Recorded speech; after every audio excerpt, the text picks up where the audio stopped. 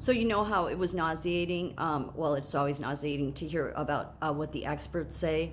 Follow the experts, follow the science, trust the science, all of that. That was pushed down everybody's throat in 2020. In fact, it's that very thing that woke a bunch of people up.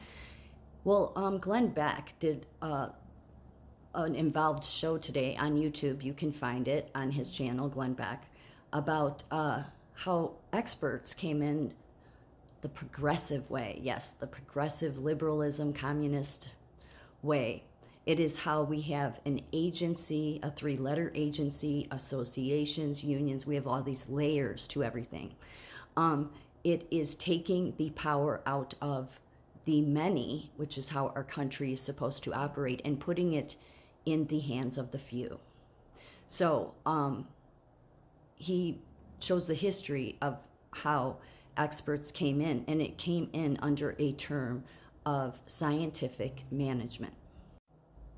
This man, Frederick Winslow Taylor, who was from an elite family, he's the father of scientific management.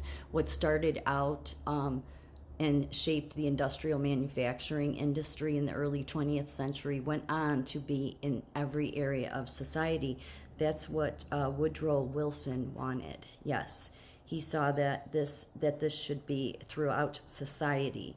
So that is then how you get an agency for everything. You get public health, CDC, Health and Human Services. Take your pick. You have them in every sector of society.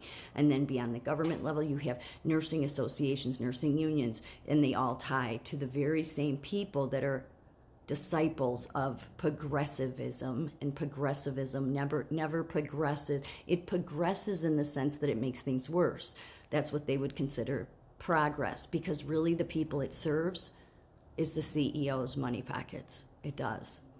It really does, because it's all about being the stupid, ignorant worker being more productive and doing more with less staff.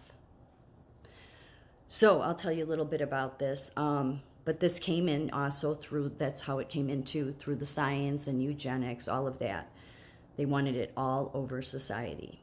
So the scientific management movement was born in the early 20th century in Philadelphia factories, but spread rapidly, transforming not only management techniques, but also popular conceptions of industrialized society itself.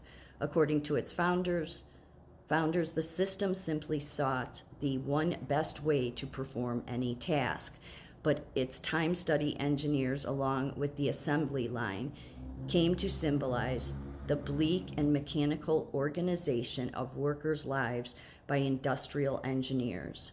Yeah, this is, like, in my opinion, the best way to solve problems is you need creative people being allowed to be creative.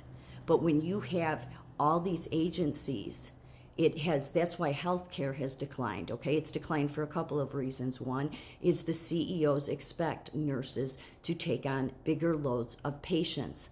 And if you're not, then they want you to leave. And what they do is they say, no, we have a nursing shortage. And then you have unions and nursing associations themselves continually talking about a nursing shortage, because they too, those associations and unions, serve to fill the money pockets of the CEOs. They do.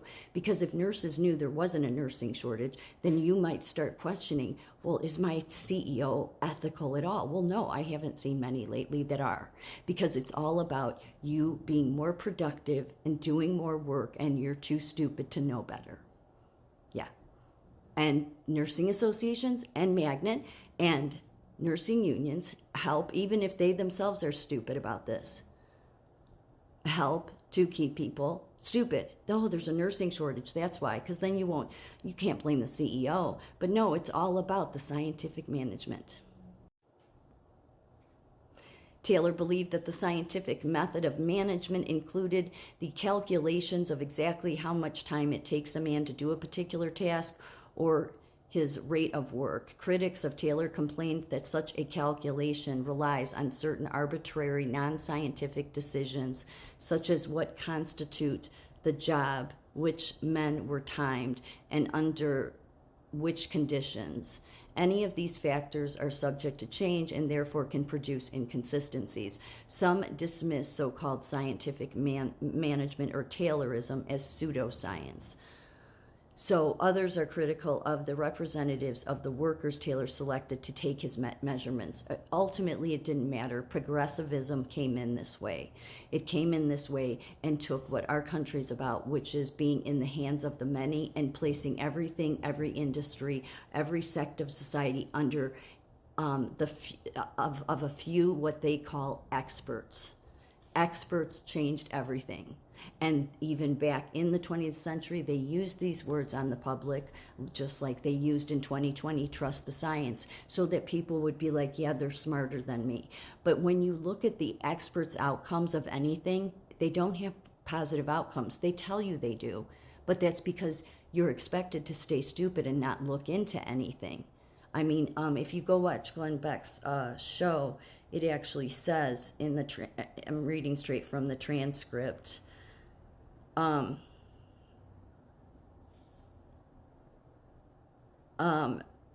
colors, maybe Baker missed the part in Taylor's book when he described the common laborer as, quote, too stupid properly to train himself.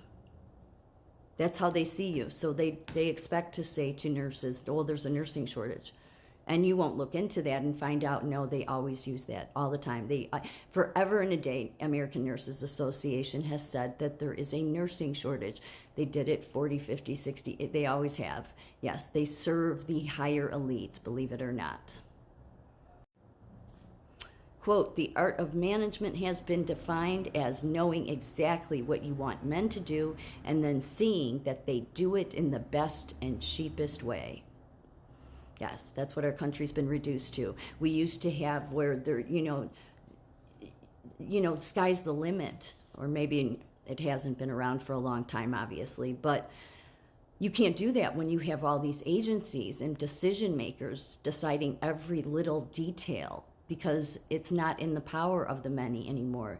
It's in the power of the few, which is why we don't live under the actual Constitution that this country was founded on, because we have a system that is very much operates like a parliamentary system.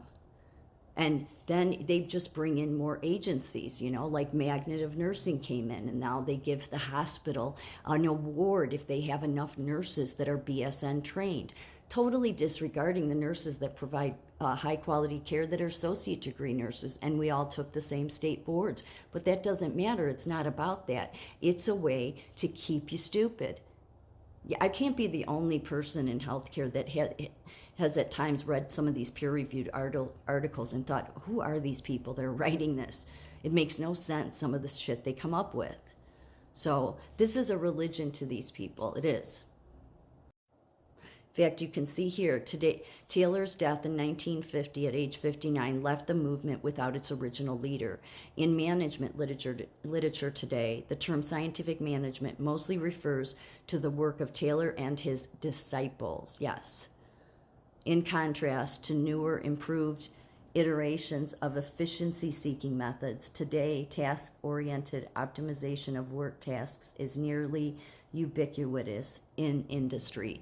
Yes, there's a book, I couldn't find it, Glenn Beck had talked about it, The Gospel of Efficiency. Yes, because that's what you are. How can our country possibly be free and be, when you have so many regulations, so many agencies, associations, unions dictating things, okay, that were never, who put American Nurses Association in charge of setting the standard of care for nursing? Okay, who dictated that along the way?